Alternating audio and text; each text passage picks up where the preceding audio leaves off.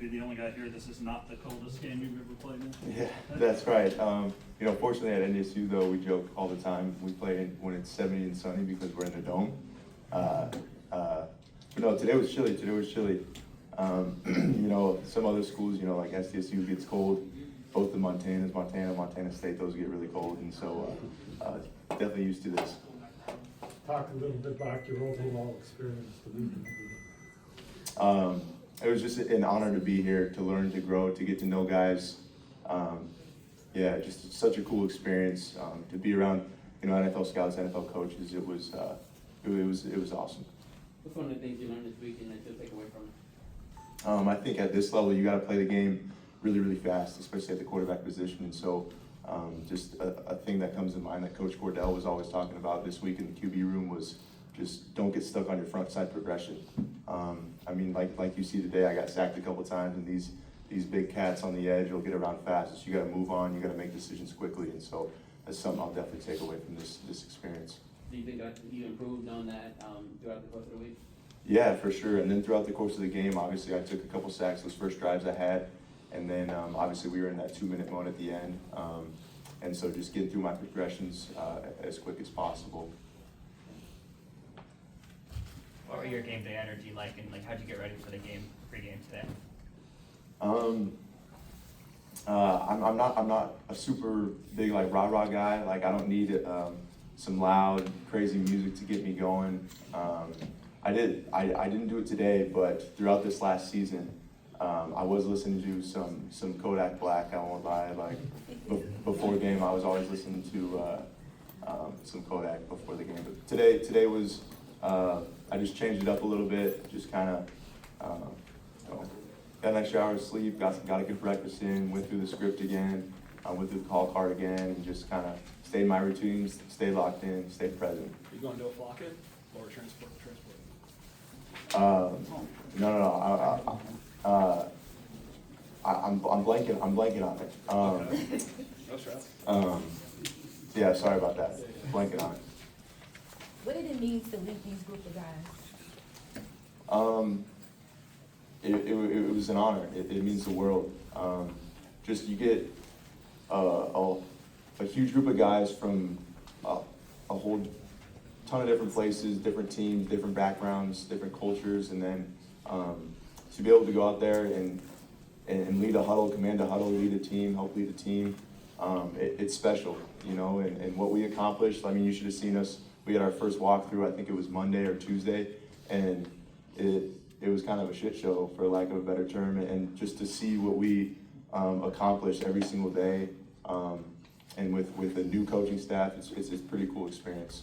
So let's talk about the history of the Senior Bowl itself. They have a rich history producing a lot of good players that go on to do things. How do you feel now that you played in the game and now you're part of that history going forward as this game continues to grow and attract some of the best collegiate players that go to the NFL? Yeah, like I keep saying, it's an honor. It was a blast to come out here and this is what you dream of. This is what you dream of, especially being a small school kid, just trying to represent NDSU and continue that lineage of NDSU guys to come out here and play well and represent NDSU the right way and go on to the National Football League. What is the week like for you when you're here with all the media, you get asked all these questions all day and all week? How's that for you, and how do you handle that?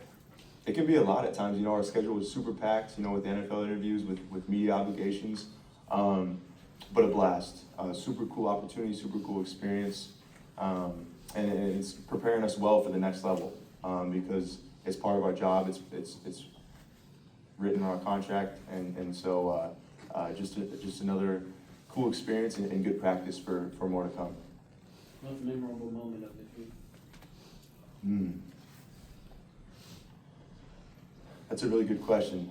I would say it's just I can't pick a specific one, but just getting to know these guys, getting to know Gaines Dunker from Iowa, getting to know Diego Pavia, getting to know all these guys. And at the end of the day, I remember we were out talking to QB Country yesterday it was, and just explain to these kids, we were once in your shoes, yeah, the media paints a picture. You see these guys on TV, but we're all just guys at the end of the day. We're all just people. Yeah, we can do some pretty cool things on the football field, but we're all just people. And so it's really cool to get to know guys off the field, you know, hang out with those guys. And so I think a culmination of getting to know these guys and their personalities was the highlight of my week. It was your first time meeting Diego, and what did he like? Yeah, I mean, he's a character. He's a character, but he works his butt off. Like,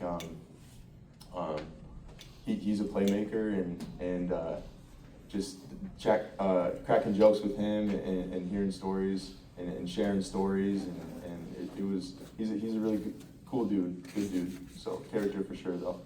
Thank you. Alright, we got time for a couple more if y'all have any. One more back. Cole, how do you feel like you grow as a teammate this week off the field?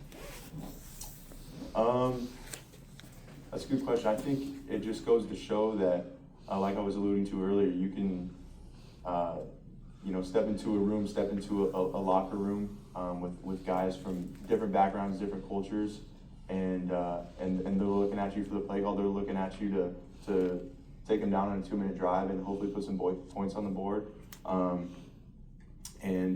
That's what's so cool about the game of football. It's the ultimate team sport.